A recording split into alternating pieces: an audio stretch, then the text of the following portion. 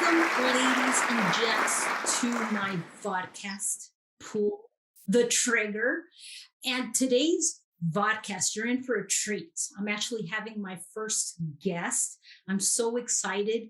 She's here with us today, all the way from London. Before I introduce her, I want to share with you that you are watching this podcast, and if you have an insatiable appetite for growth, this podcast is for you. If you're this high caliber female entrepreneur who wants to kick self-doubt to the curb, cultivate sexy confidence so you can authentically step into any room and stand out as a leader. So this podcast is designed for you. Now, a little background about me. I'm a retired Marine officer turned life coach speaker, and I help high caliber female entrepreneurs kick self-doubt to the curb. But I want to share with you, I served 20 years of honorable service as a US Marine. And what I learned was that sooner rather than later, we're going to have to face paralyzing chaos.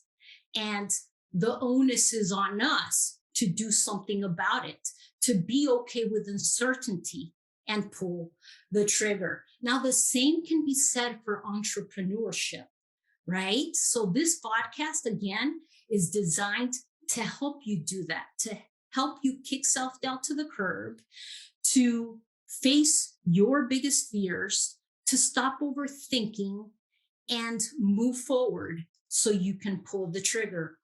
Now, what you want to do, ladies and gents, is give us your undivided attention.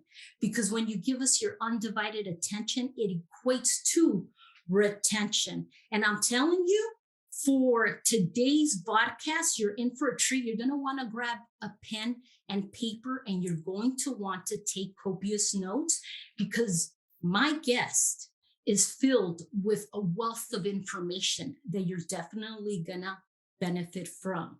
So my beautiful guest, all the way from London, Dr. Samineh Shaheem, honors me with her presence. She honors us with her time, and she honors me with her friendship. Thank you so much, Dr. Shaheem, for being here.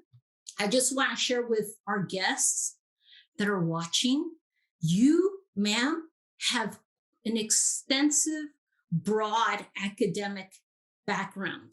And it is truly an honor to share this time with you and just ask you some questions that I know these high caliber women and men are going to benefit from. Now, before we move on with the questions, ma'am, I just want to share with our viewers that learning and development has been like your forte. It's what you've been focused on, with an emphasis on psychology, I would say, for a minimum of 20 years. She has also been a university professor. She's a coach, a consultant, and she's a dean and executive director for an international business school. And I'm not done yet. There's more.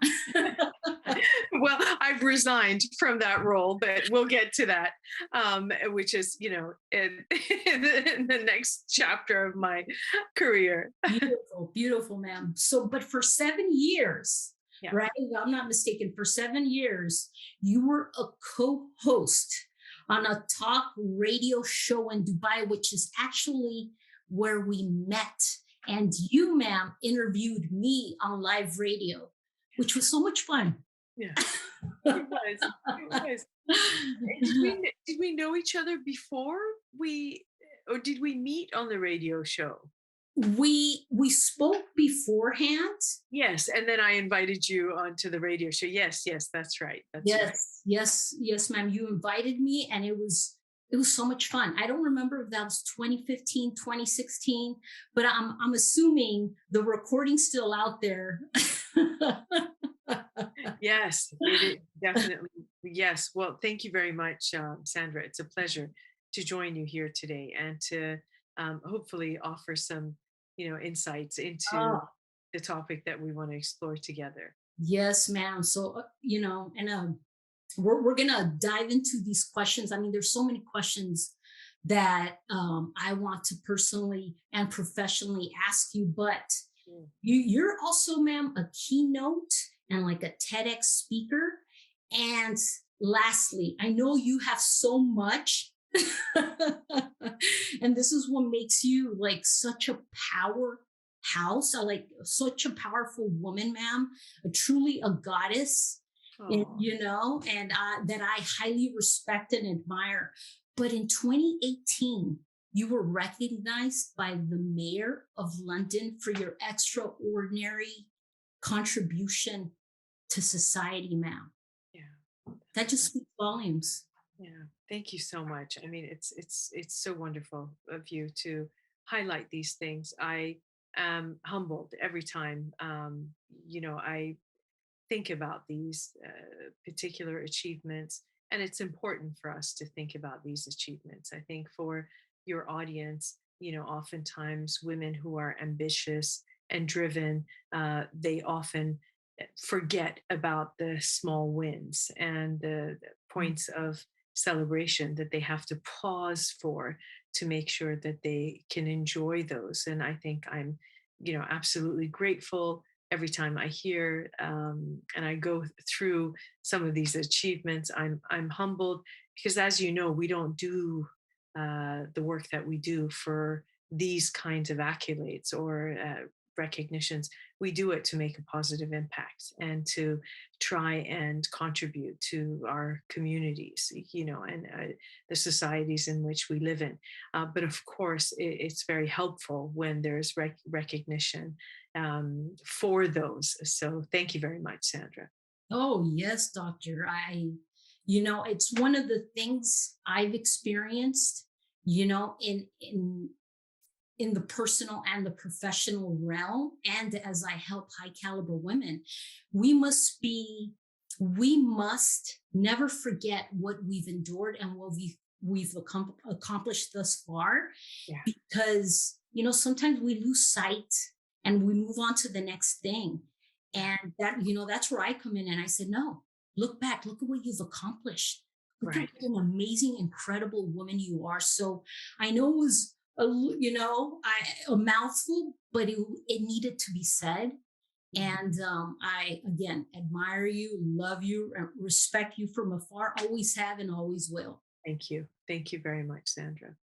Yes, ma'am. So with that being said, I love how I would say this is a perfect segue into this question that's Yeah, been calling at me, yeah. that other women have, hey, Sandra, how do we manage this? And Mhm. whether a woman or man is starting or scaling their business, Yeah. we it really comes with so many emotions. Mhm. Mhm. And what is your recommendation on managing guilt? Managing guilt. Well, I'm glad that you said that it comes with starting a business or starting any kind of endeavor comes with many emotions. And what's very important, Sandra, is that we don't demonize certain emotions. You see, all emotions are very powerful and they're necessary. And we need to put them on a continuum. And that continuum shouldn't have good or bad at opposite ends. There are different outcomes of the emotions that we feel. You see, oftentimes we're taught or told that there are good emotions and then there are bad emotions. And so what happens, the danger of categorizing it in such a way is that instead of enjoying, listening to, processing, understanding the whole range of emotions, when they're demonized and categorized as good or bad, what we tend to do is deny, repress, and push away the more painful emotions, such as guilt, shame, disappointment, distress, despair, regret, and so on and so forth. But if we look at all emotions as data, this is communication. Your system has been built in a way in which it communicates with you.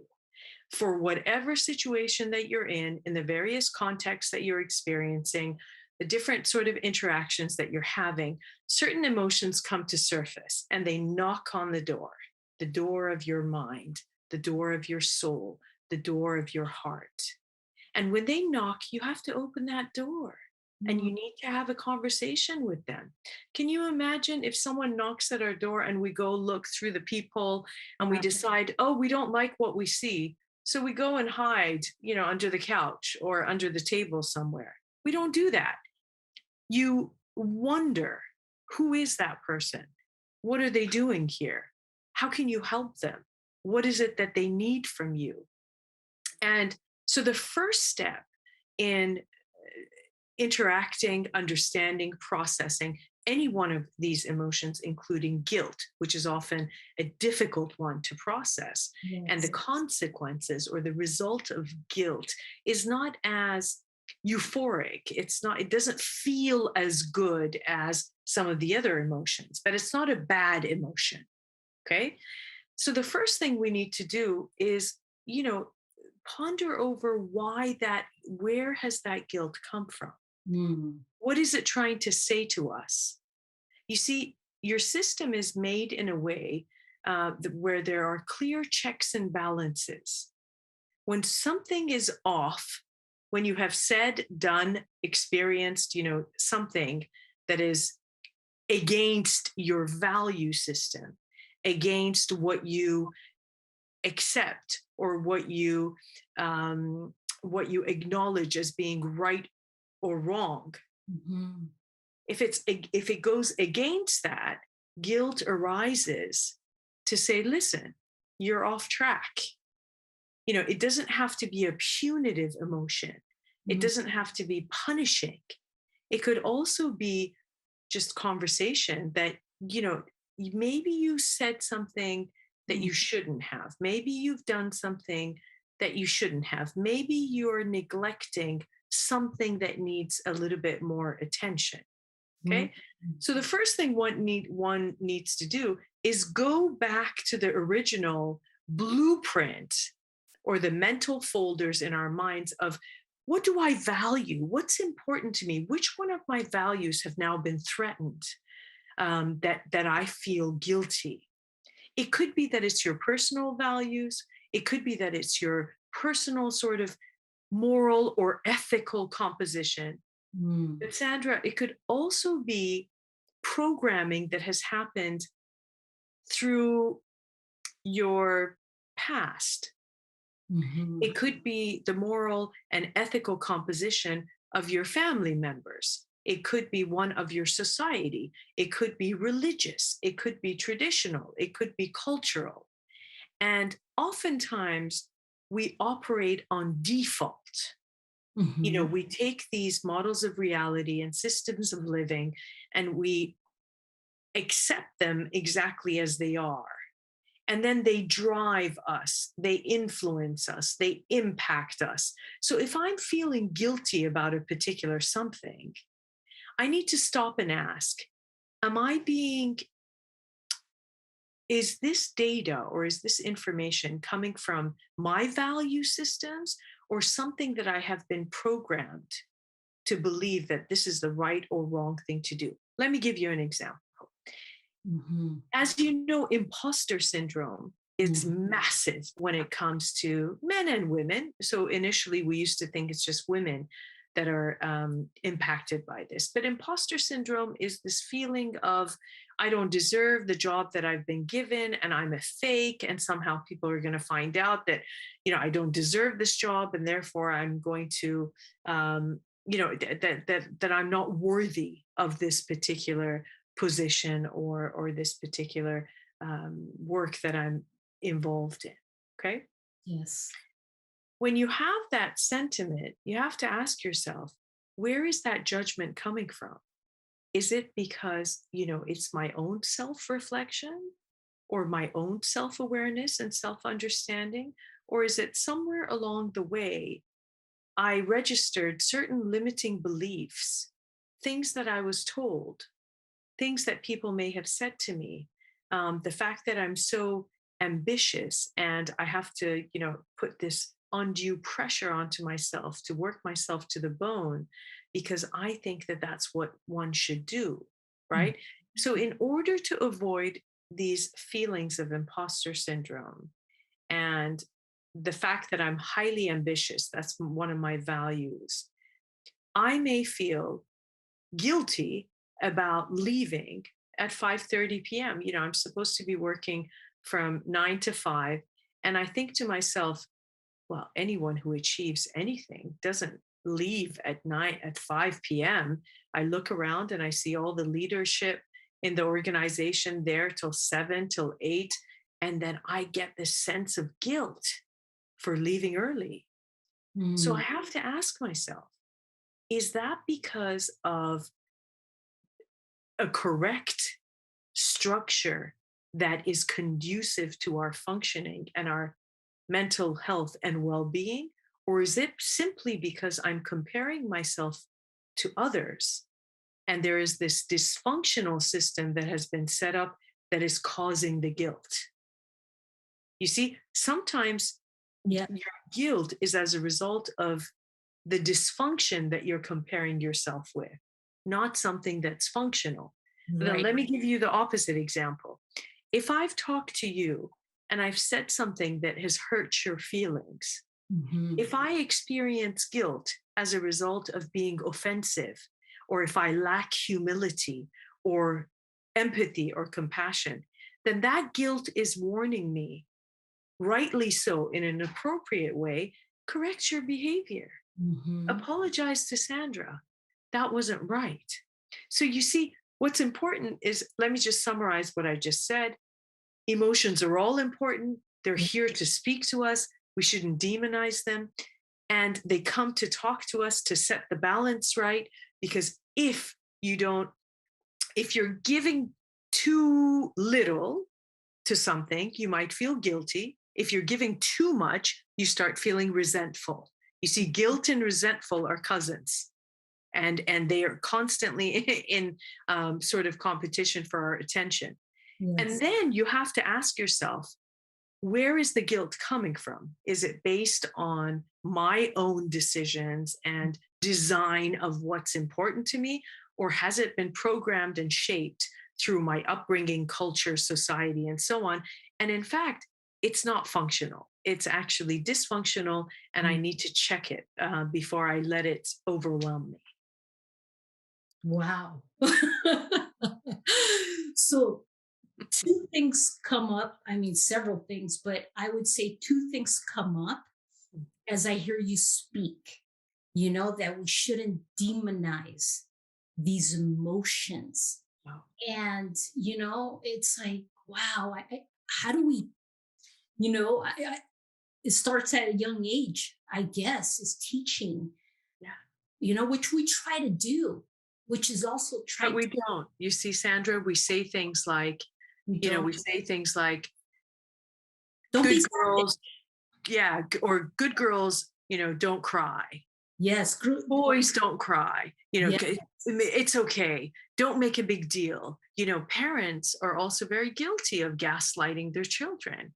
Don't, it's not a big issue. Move on from this. And as you wonderfully said, we need to learn it as we're growing up. But unfortunately, Sandra, if you grew up in a household in which you were taught to repress, deny, or avoid certain feelings, this creates a situation in which you grow up thinking that you're not entitled to the whole range of emotional repertoire and that you will be much more resistant to asking for what you need simply because you've been programmed and you have gone through the experience of, I need to always be okay and experience and communicate the positive emotions and not talk about what I need Yeah. because that means I'm disappointed or desperate or needy. And so we learn to repress those. We learn to push them away. But unfortunately, the system doesn't work that way. Mm. Whatever you push away gets banished to a far off place that does a lot of damage to us from that Yes. place. And that's where these, psychosomatic illnesses come as a result of us, repressing, and they're going to come back up. Yeah. Yep. So They are. I, Absolutely. I love this. I mean, so how do we, empower ourselves as high caliber women entrepreneurs? So I would say definitely I was an example of that, Dr. Shaheem, where I'm the eldest of three, and my father, although very, machista, he did, he wanted me to join the military. Yes. But keep in mind, he would say, you are a woman. So there was some standards I learned growing up that I realized I have to challenge the status quo. Yeah. I might be a woman, Mm. but I am powerful, and I am going to challenge the status quo Right. based on what I think is my strong foundation. And it's important, for these women to understand that having a strong foundation is everything, because once you have this, right, Dr. Shaheem, you have the clarity to challenge the status quo, to make these decisions, to have more clarity in life. Would you Right. say so, ma'am? Absolutely. Yeah, absolutely. It is important because the status quo rarely stays as is. Mhm. Every generation has been able to question, challenge, and to try and come up with better ways of being, better ways of thinking, better ways of approaching certain things. But I want to go back to, you said you had 2 points um, Yes. in relation to what I said. I hope you haven't forgotten them. Yeah. I interrupted you. I'm sorry. Is there any aspect of the first part of what I said that you want me to tease out further? Yes, ma'am. Yes. So, how would we, Dr. Shaheem? So, you said not to demonize these emotions. Yes. So, for example, a woman, she wants to step outside her comfort zone. She wants to bring visibility into her business. And there's these fears, these self limitations that are holding her back. Mm. So, how can she, in that moment, not demonize what she's experiencing, so to speak, but how can she soften that approach? So is it fear that she's experiencing, or guilt? I'm trying to understand, which one is it? Which emotion are we talking about? Yeah, so now, because I would say we're like, we opened up Pandora's box, so to speak. I'm like, Yeah, yeah, yeah. Of course, go for it.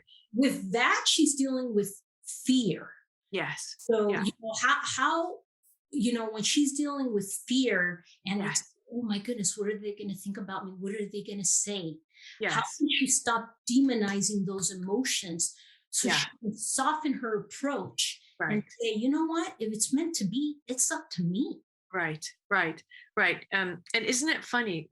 Who are they? We keep saying, what are they going to say? Who's they? This invisible committee that's sitting somewhere across cultures, judging individuals. We don't even know who they are or what they know.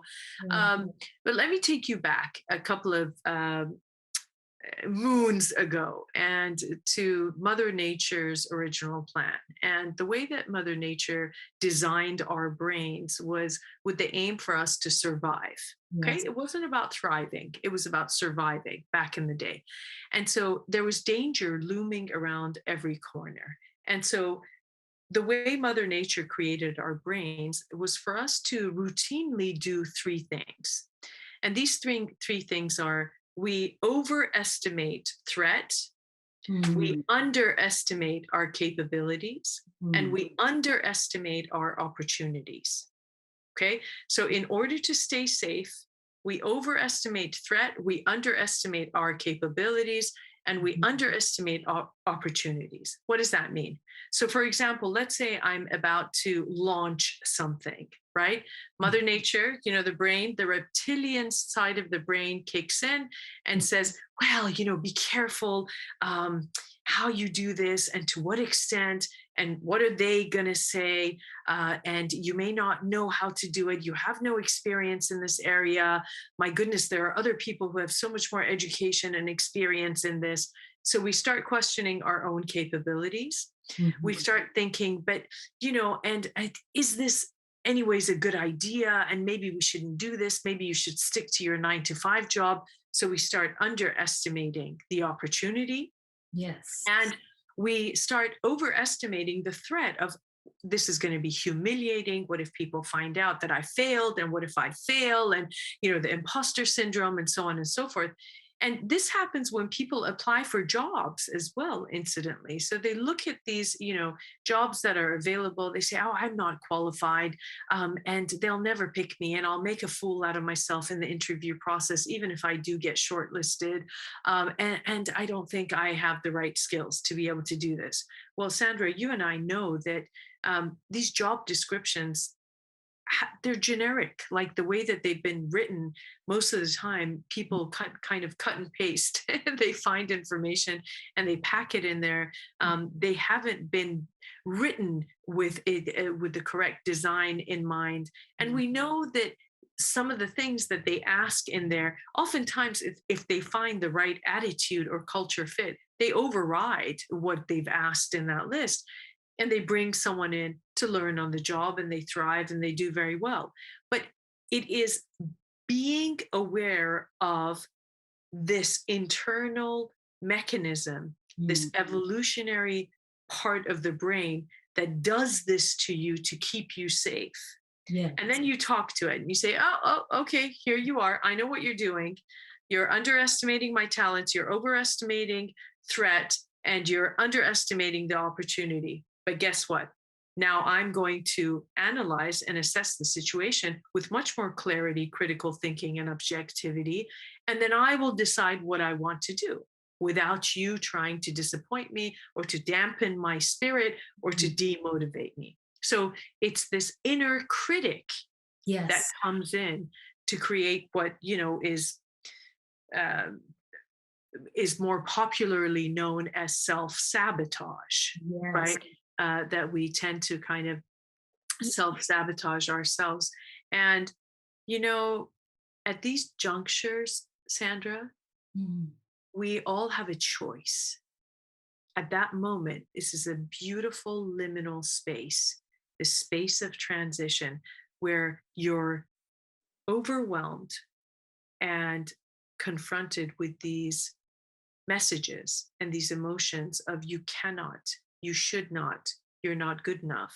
And we have a choice to stop and to say, you know what? I'm going to question that. I'm going to question that because I'm letting myself be assaulted by my own thinking. I'm pulling the trigger on myself, if I can link that back to your podcast. I'm shooting myself.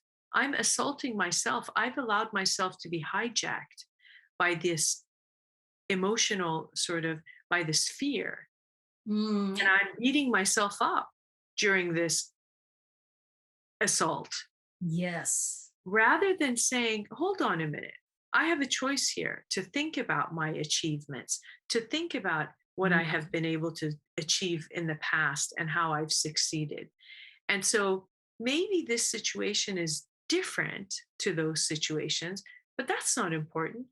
I'm the same person and I have skills that have helped me succeed in the past. And I'm going to transfer those skills and use them here to succeed again.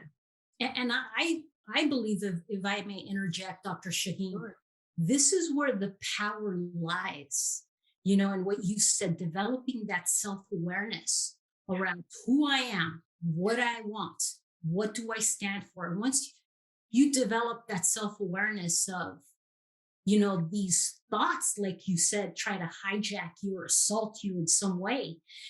This is where you take your power back and say, this brain housing group is just a suggestion engine, if you will, constantly giving me ideas, constantly trying to protect me. Correct. It's my responsibility to go, this is where I'm leading my brain, my body, my life my business based on the self-talk. Exactly. The Because, and remember, the brain does this again with the aim to help us survive. yeah, It's not malicious, it's not ill-intended, it's not meaning to yeah, create, chaos. But that's a default modality that was relevant for thousands of years ago. But what's happened is that our environments have changed faster than our brains have had the chance to catch up with that evolution. So then what you need to do is stop the default modality and say, hang on a minute, I need to design this better. I'm able to then make better choices and better decisions so that I don't drown in the sort of fear that's happening. Again, oftentimes you hear the reaction of flight or fight, right? yes, We're human beings. We have frontal lobes. We have incredibly complex neural pathways, and our brain is a phenomenal muscle. yes, Uh, and there are so many other F's between flight and fight. yes, And if you only have these two reactions, they are reactions. But if you step back and say, I don't want to be hijacked by only two reactions, I want to design my response to mm, this situation, then you'll choose a way forward or a response or a solution that you don't have to feel guilty about later. exactly, exactly. And it's one of the many things that I, highly advocate. It's like live your life by design, not by default. And going back to the guilt piece, Dr. Shaheem, so I share more of like the professional, how, they feel guilt as a result of not being able to balance maybe personal life or professional. But on a personal note, if I may, I felt last year I found my dad unconscious, Dr. Shaheem. And, I tried saving my dad. My mom At and home, were you at home? he was in his home. Yeah, So my mom and I drove to their house here. It's actually across the border, Tijuana, Mexico. yeah, yeah. But we drove to the house, and I found my dad the way I've never ever, the way you never want to see your dad, unconscious. When I remember when I saw him, I thought, okay, my dad's dehydrated, and that's just the optimism in me that I'm like, we got to do something. So to make a long story short, my mom and I picked up this 240-pound man. I stuck him in the car, Dr. Shaheem, drove him across the border straight here to San Diego, and his oxygenation was at 33%. For the following 2 months, my dad would fight for his life. He was in the ICU fighting COVID pneumonia. But shortly thereafter, I would say most of last year, I dealt with the guilt, Dr. Shaheem. Why couldn't I have been there sooner? Why couldn't I have saved my dad? Why couldn't I have told him that I adore, that I love him? Why couldn't, all the what ifs, Dr. Shaheem. So I share that with you because this is the personal aspect that's also tied to the professional that holds us back. And it took me to, like what you said, Dr. Shaheem, we have to step back and look and finally stop demonizing this emotion and dig deep where it's leading us. So Yeah. what comes up, Dr. Shaheem, I wonder, ma'am, as you hear me share this story, because it's one of the things that really held me back last year. Yeah, yeah. I'm so sorry, Sandra. Thank you. I Thank you. really am. It's heartbreaking. Oh, he was my hero. Yeah, I know, and I'm sure he's looking down at you right now, and he's with us, and he's endlessly proud of you, of everything that you've achieved, and everything that you've done. And so I'm very, very sorry for your loss. I'm sorry about that. Um, you know, Sandra, feeling guilty, guilt is a part of the grieving process. Mm, Uh, and in a way, along with bargaining, anger, mm, sadness, depression, euphoria.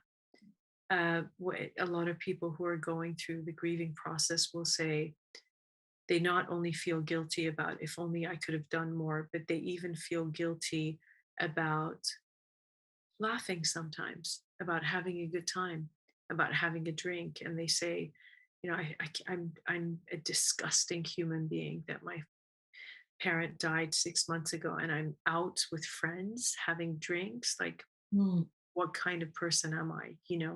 And a lot of individuals find it difficult to recover from the grieving process Yes. because they think if they stop grieving, it's as if they've stopped loving Mm, that person. They correlate the grieving process with the respect and the love that they have for them. So they stay stuck in the quicksand of feeling that certain way as a way to honor, as a way to keep the memory of that person alive. right. If I stop grieving, does it mean I'm forgetting about them? If I don't have this pain every day that I wake up, does Yes. it mean I care less about my loss? And Mm, it doesn't mean that, of course, because as you know, we move with the grief. We never move from, or we don't move away from it. But mm. that guilt process, the guilt that you feel, because your system has gone through probably the most horrific blow that you have experienced as an adult. You see, the impact is massive. The Yeah. sadness, the despair, the depression, at times, Mhm. um, the just the kind of, you know, every difficult, challenging emotion that we can talk about that you experience when you go through losing a loved one is so powerful. So the reason your brain keeps you thinking about why didn't you do this and you should have done that, this is the natural, or it's our cognitive mechanisms trying to come up with certain strategies and solutions to protect you from that happening again in the future. Mm, So it's not necessarily in relation to what happened, but it's in retrospect, getting you to focus and think about what you should have done that perhaps you can apply next time in the future. So it's like a classroom. It's like lessons. So what you need to do, Sandra, is you need to let go of the pain gradually, but yeah. retain the lessons Oh, of what would I have done, differently. My mom is here with me, maybe abs- when it comes to her, because let me tell you this. Society is obsessed with beginnings. Okay. We celebrate births, weddings, beginnings. Everything's about beginnings, but we don't spend any time preparing for endings. Nobody prepares us for divorces. Nobody prepares us for loss of job. Nobody prepares us for getting fired. Nobody prepares us for death. And we were, again, these are emotions on the continuum that are demonized. And we bury our head in the sand and we try and avoid it at all cost because we don't want to think about it. And if you don't want to think about it, guess what? Your system goes through the most traumatic shock when it happens because you've had no preparation and no cognitive investment in that particular scenario. yes, Dr. Shaheem, and it's personally what I had to endure and experience was that traumatic loss of losing somebody at the most inopportune time. my hero. But what I chose to do, thankfully, Dr. Shaheem, was focus on the lesson, not the loss.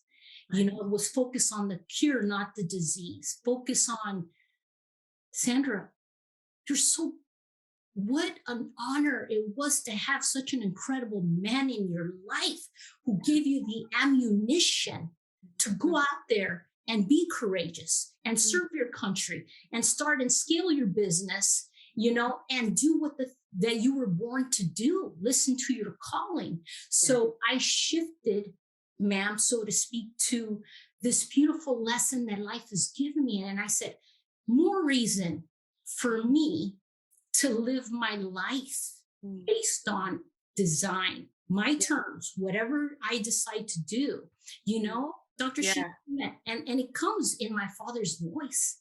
So whenever I need that source motivation, ma'am, I can hear him.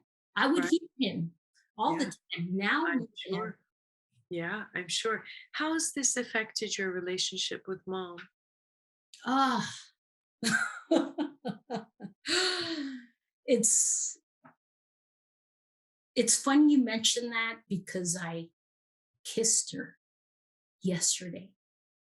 And I share that, Dr. Shaheen, because especially in Latino families, yes, the mother is not affectionate. She's very subservient. She'll keep an impeccable home. She'll take care of her family. But mothers are not, at least in my experience, my mother was not affectionate. She never told me she loved me or this or that, but she took care of me to the best of her ability. Now, I recognize that now as a woman, as a mom, and having recognized that and experience with my father's demise, I said, how can I be a better example? What does God want me to do in my life, in my business? How can I be that example? So to answer your question, Dr. Shaheem, I've learned to be more affectionate towards her. I want to be that example for her. I want to fill her love tank, so to speak, because she's been such an incredible woman. I adore her. She's my queen. But it's funny you say that, man, because yesterday, I left the gym and I said, you know what, I'm going to do something different. And I gave her a kiss on the cheek. But ma'am, there's so much I want to talk to you about. If it's okay with you, I'd like to move on to the next question, because I'm sure my viewers are like, Sandra, ask this question. Sure. So you are such an incredible, successful woman entrepreneur, ma'am. What got you to pull the trigger? How do there's so many elements, right? There's so many elements. It isn't one moment. It's not one moment. And if we think that it is one moment, I think we're setting ourselves up to fail, perhaps, because you're always waiting for that particular situation or opportunity. I want you to imagine, for me to best answer that question is brick by brick, every moment from the time that we come into this good earth, this beautiful world. And I know there's a lot of darkness right now, and I know there's a lot of conflict and division and so on, but there's so much good in the world, and it's so important for us to remember that. And regardless of your background, regardless of your life circumstances, regardless of your hardship, regardless of your circumstances, remember, it is never too late to generate or to design a life that generates joy. Never too late. And you could be 18, you could be 25, 36, 72. I've seen it through the work that I do, people of all ages.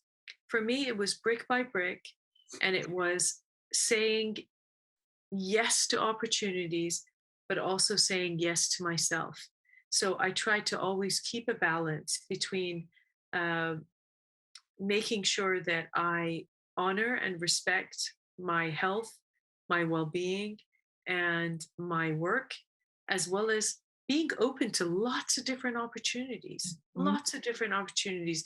People would say, my goodness, Dr. Shaheem, how many jobs do you have? Or what are all these different things that you're doing? And I said, yeah, because I know it's going to lead me to where I need to be. Yeah. Um, I trusted my inner voice, Sandra. I Mhm. trusted. That's one of the things that my father taught me. And Oh, he said, there's lots of external experts, but you are the expert of your life, and you need to trust that voice. And did you know, Sandra, that most drivers, we travel about 1,258 miles in the wrong direction simply because of the deference of the GPS? So we listen to these voices, these maps, and these, direction machines or whatever they're called, and they often lead us into wrong places and wrong situations, wrong relationships. And if you're not in charge of the direction that you're going, you're going to end up in somebody else's world, or somebody else's plan for you, or somebody else's design, yeah. which is not meant to be yours. I try to be resilient. I try to learn from my mistakes. And Yes. boy, Sandra, did I have to be tough skinned. Yeah. Where often I was the only woman in the room, Oh, and yeah. not only a woman, but also a non-white woman. Mm. And it was not easy. And I had to go through lots of different experiences, but Yes. to understand that not to personalize things, and that sometimes it's not about me, that it's about somebody else. Exactly. And with that, to each time get up stronger. The expression, fall 7 times, get up 8. Yes. This is what I kept doing, and I will keep doing.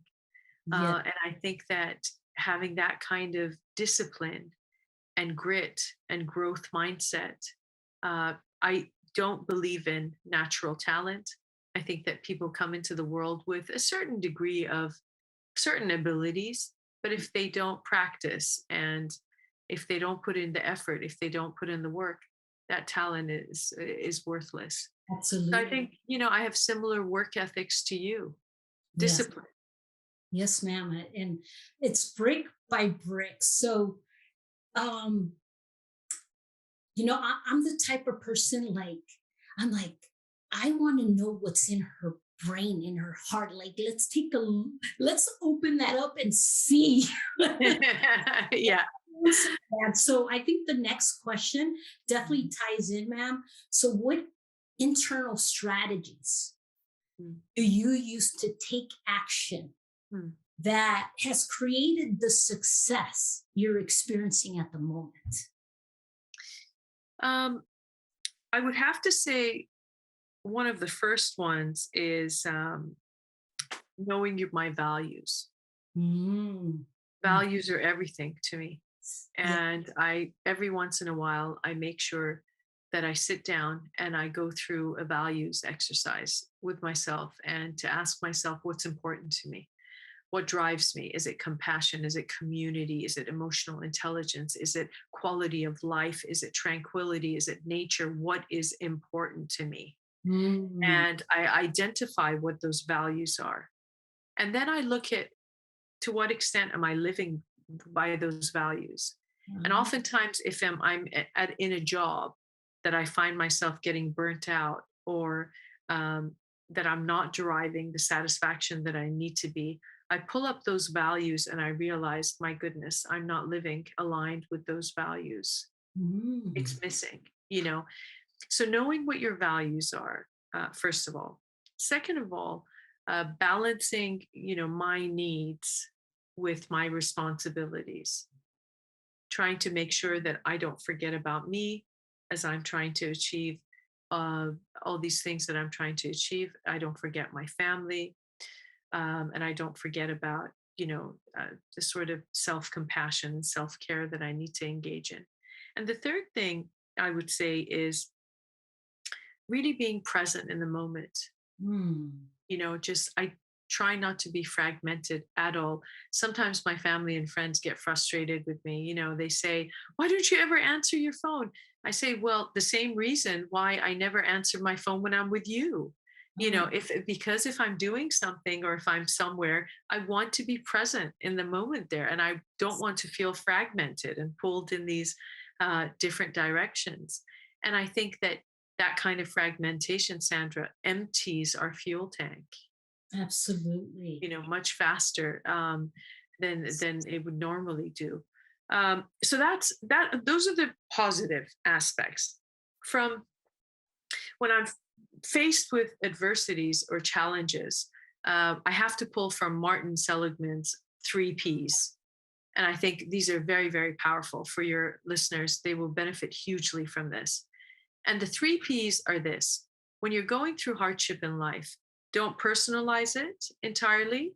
Don't let it become pervasive into other aspects of your life. And don't think that this is permanent. This Ooh, too shall pass. And so yes. if you've lost your job, don't just blame yourself. You know that there's that economic factors, there's issues to do with downsizing, there's other variables other than you. So don't assault yourself. Don't beat yourself up. Second of all, if you've lost your job, don't let that mean that you're not a good friend or not a good husband or wife. Don't let it seep into other aspects of your life. And then the third one, sometimes the brain, when it goes through trauma or pain, it fools us into thinking that this is the eternal future. It's Hmm. not. It's the moment, and Yes.